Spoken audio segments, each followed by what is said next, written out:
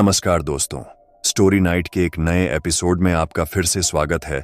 आज की यह कहानी एक ऐसे लड़के की है जो रात में अपने खेत की रखवाली कर रहा होता है, जहां उसका सामना एक शैतान से हो जाता है। और उस लड़के के साथ वहां क्या होता है, ये तो कहानी में चलकर आपको पता चलेगा। तो बिना किसी देरी के आज की कहानी शुरू करते हैं। मेरा नाम हैरी है। मैं अमेरिका के कैलिफोर्निया के एक छोटे से गांव सेंट्रल एल फार्मलैंड में रहता था। यह कहानी तब की है जब हमारे खेत में बाजरे की फसल उगी थी। बाजरे की फसल के समय हमेशा किसान लोग खेतों में ही रहा करते थे, क्योंकि खेतों में बाजरे के अलावा सोयाबीन, मक्का और मूंगफली की फसल भी होती थी। और गांव के खेतों में जंगली सुअरों और जंगली हिरणों का बड़ा आतंक था। ये जंगली जानवर फसलों को अक्सर बर्बाद कर दिया करते थे। खेत की रखवाली के लिए अक्सर मेरे फादर ही जाया करते थे। एक बार उन्हें गांव के बाहर दूसरे गांव जाना था और उस गांव से वे केवल अगले दिन ही वापस आ सकते थे, क्योंकि वो गांव हमारे गांव से काफी दूर था। तो उन्होंने मुझसे कहा कि आज तुम्हें खेत पर रुकना है और खेत की रखवाली करनी है। मुझे इस चीज से काफी नफरत थी, रात को खेत में रखवाली करना। ऐसा भी नहीं था कि मैं कभी खेत पर नहीं रहता था, मैं खेत में केवल दिन के समय ही जाता था। मुझे रात में थोड़ा डर भी लगता था। खैर, मुझे जाना तो था ही। मैं शाम को ही खेत में चला गया और शायद जो लोग गांव में रहे हों उनको पता है कि गांव में अक्सर खेतों के बीच में 4 डंडे गाड़कर उन 4 डंडे पर एक छत का निर्माण कर दिया जाता है। हमारे यहाँ इसे डोम कहते हैं, जिन पर से आप पूरे खेत पर नजर रख सकते हैं तथा उस पर आराम कर सकते हैं। वैसे तो गांव के और लोग भी खेतों में रात में रखवाली का काम करते हैं, पर हमारा खेत गांव से थोड़ा दूर था। हमारा खेत काफी बड़ा भी था, जिस कारण से खेतों के बीच में होने पर भी खेत से बाहर निकलने में ही 10 मिनट लग जाते थे। मेरे खेत के आसपास बहुत सारे बड़े बड़े पेड़ लगे थे। रात के समय जब तेज हवा चलती और चांद की रोशनी होने पर वह पेड़ मानो ऐसे लगते जैसे कि कोई बड़ा सा राक्षस नींद से उठ खड़ा हुआ हो। मेरे खेत का कुआं उन्हीं पेड़ों के पास में था, जिस कारण से मुझे और अधिक डर लग रहा था। इस कारण से मैंने रात होने से पहले ही अपने पीने का पानी भर लिया। मैंने अपने पास एक बड़ा सा लकड़ी का डंडा रख लिया था ताकि अपनी सुरक्षा की जा सके। रात का समय हो गया था। उस दिन आसमान साफ था, चांद की रोशनी भी थी, जिससे आसपास ठीक ठीक देखा जा सकता था। मैंने अपने ऊपर एक चादर ओढ़ रखा था। मौसम ठंडा था और मुझे थोड़ी ठंड भी लग रही थी, पर मैं सोया नहीं था। मैं जाग रहा था और मैं आसमान को देख रहा था। थोड़ी देर बाद तेज हवाएं चलने लगीं। आसपास के पेड़ साए साए की आवाज करते हुए हिल रहे थे।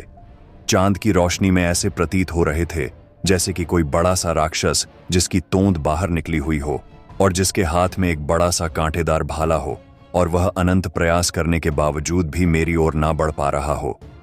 मैं बस यही सब सोचकर अपना समय गुजार रहा था। मुझे हल्का हल्का डर भी लग रहा था, पर इतना भी नहीं कि मैं डर के अपने घर ही भाग जाऊं। बाजरे की फसल बड़ी हो चुकी थी। बाजरे की फसल इतनी बड़ी थी कि खेत के अंदर होने पर बाहर का देख पाना संभव ही नहीं था। मैं खड़ा हुआ और खेत के बीचों बीच बने अपने डोम से पूरे खेत को देखने लगा।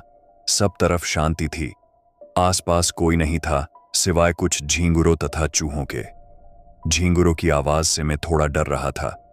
वैसे तो मैंने कभी भी झींगुरों पर इतना गौर नहीं किया, पर आज पता नहीं क्यों मैं रह रहकर उनकी आवाजें सुन रहा था। एक अजीब सा डर था उन आवाजों में। थोड़ी देर बाद मैं सोने जा रहा था, पर जैसे ही मैं सोने गया मुझे थोड़ी दूर बाजरे के खेतों में से किसी के हिलने की आवाज आने लगी। मैंने अपना डंडा उठाया और डोम से नीचे उतर के उस ओर जाने लगा। मुझे पता था कि यह जरूर जंगली सुअर या फिर जंगली हिरण होगा जो पास ही के जंगल में से यहां आया है। हमारा खेत जंगल के बिल्कुल बगल में था। मैं धीरे धीरे उस तरफ बढ़ने लगा जहां पर वह जानवर था। अब मैं उस जगह पर था जहां पर से बाजरों के हिलने की आवाज आ रही थी, पर वहां कोई जानवर नहीं था। वहां पर मैंने देखा कि कई सारे बाजरे के पौधों को रौंदा गया था और वह रौंदने के निशान खेतों से बाहर की ओर जा रहे थे। मैं धीरे धीरे उस ओर बढ़ता रहा जिस ओर वह रौंदने के निशान जा रहे थे। धीरे धीरे मैं जंगल की ओर बढ़ रहा था, पर मुझे डर नहीं लग रहा था, बल्कि बहुत गुस्सा आ रहा था, क्योंकि उस जानवर की वजह से हमारे खेत का काफी नुकसान हो चुका था। मैं अपने खेत से बाहर निकल चुका था। अब मैं जंगल की सीमा पर था। मैं जंगल की सीमा पर खड़ा था, जहां से आगे काफी बड़ा और घना जंगल था। और मेरे पीछे मेरा खेत और मेरा गांव था। मुझे समझ नहीं आ रहा था कि क्यों मैं यहां खड़ा हूं। मुझे वापस अपने खेत में लौट जाना चाहिए, पर एक अजीब सी शक्ति मुझे उस जंगल की ओर बुला रही थी। मैं धीरे धीरे उस जंगल की ओर बढ़ता चला गया। मेरे पैर अपने आप चल रहे थे। मेरा खुद पर कोई नियंत्रण नहीं था, पर धीरे धीरे मैंने अपने आप पर काबू पाया। मैंने उन निशानों का पीछा किया और एकदम से मेरी सांस थम गई। मैंने देखा कि सामने मुझसे थोड़ी दूरी पर एक मरा हुआ हिरण पड़ा था, जिसके पास में एक लंबा और पतला सा कोई बैठा था जो उस हिरण को पकड़ा था। वह चीज उस हिरण को अपने नाखूनों से फाड़ रहा था। उसने अब उस हिरण को खाना शुरू कर दिया था। 2-3 सेकंड तक तो मुझे विश्वास ही नहीं हुआ कि क्या हो रहा है। कहीं मैं कोई सपना तो नहीं देख रहा हूं। पर यह कोई सपना नहीं था, हकीकत मेरे सामने थी। मैं अब अपने कदम पीछे बढ़ाने लगा। मैं हर कदम फूंक फूंक कर चल रहा था। मैं उसे पता नहीं लगने देना चाहता था कि मैं यहां हूं। वह अभी भी उस हिरण को खाने में व्यस्त था। पीछे बढ़ते हुए अचानक से मेरा डंडा नीचे गिर गया और एक आवाज हुई, जिसे सुनकर वह चीज उठ खड़ा हुआ। उसके हाथ में हिरण का सिर था, जिसे उसने दूर फेंक दिया था और इधर उधर देखने लगा। तब तक मैं भी एक पेड़ के पीछे छुप गया। मेरी सांस फूल रही थी, पर मैंने अपने मुंह पर अपना हाथ रख रखा था। मैं धीरे धीरे वहां से जाने लगा, पर वह मुझे देख चुका था। मैंने भी अब उसे देखा। वह मुझसे बहुत ज्यादा लंबा था और उसकी आंखें लाल थीं, जिनमें देखते हुए मैं उसके वशीभूत होने लगा। पर मैंने खुद पर काबू पाया। वह एक लंबा 2 बड़े बड़े सिंग वाला शैतान था। वह मेरी ओर आने लगा। मैं भी अब अपनी पूरी रफ्तार से वहां से भागा, पर मैं जंगल के कई अंदर था। पर उस समय चांद की रोशनी में मुझे थोड़ा रास्ता दिख रहा था। वह शैतान गुर्राया। उसकी गुर्राहट ने पूरे जंगल को हिलाकर रख दिया। वह भी मेरी तरफ तेजी से बढ़ रहा था, पर मेरी किस्मत अच्छी थी। मैं जंगल से बाहर आ गया था, पर वह अभी भी मेरे पीछे ही था। मैं बहुत तेजी से भागा और भागते हुए 2 लोगों से टकरा गया। वो मेरे अंकल ब्रायन और निकोलस थे। वह मेरे फादर के काफी अच्छे दोस्त थे और उनका खेत हमारे खेत के पास में ही था। उन्होंने कहा कि तेरे पापा ने हमसे कहा था कि रात में तुझे और खेत को देख आए, पर तू इतना हाफ क्यों रहा है और तू कहां से भागकर आ रहा है? मैंने पीछे मुड़कर देखा। वहां कोई नहीं था। वह कहीं गायब हो गया था। मैंने उन्हें सारी बात बताई। मैंने उन्हें वह जगह भी बताई जहां बाजरों के रोंदे जाने के निशान थे। सुबह होने पर मैं उन्हें उस जगह ले गया जहां पिछली रात मैंने उस शैतान को देखा था। वहां पर हिरण का मृत शरीर पड़ा था। गांव वालों ने मुझसे कहा कि देखो, शायद वह कोई जंगली जानवर था। भेड़िया होगा शायद, जिसने इस हिरण को मारा है। तुमने रात में उस जानवर को देखा होगा।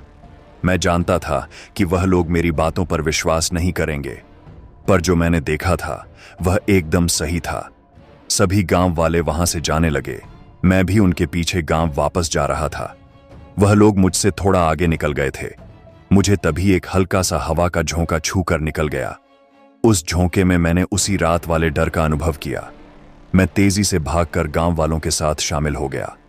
मुझे नहीं पता वो कौन था और वो कहां चला गया, पर वो चाहता तो मुझे बड़ी आसानी से मार या नुकसान पहुंचा सकता था, पर उसने ऐसा नहीं किया। शायद वो बस मुझे डरा के उस जंगल से दूर रखना चाहता था। शायद उसे जंगल में लोगों का दखल देना पसंद नहीं था। फिर उस दिन के बाद से मैं कभी भी अकेले खेत में नहीं गया और ये कहानी यहीं समाप्त होती है। दोस्तों, मैं आशा करता हूं कि आपको हमारी कहानी पसंद आई होगी। ऐसी और भी हॉरर स्टोरीज सुनने के लिए हमारे चैनल पर बने रहे। यदि आप YouTube पर गोस्ट स्टोरीज सुनना पसंद करते हैं तो मेरे YouTube चैनल स्टोरी नाइट को सब्सक्राइब कर लें। हम मिलते हैं आपसे एक नई कहानी के साथ। तब तक के लिए अलविदा। धन्यवाद।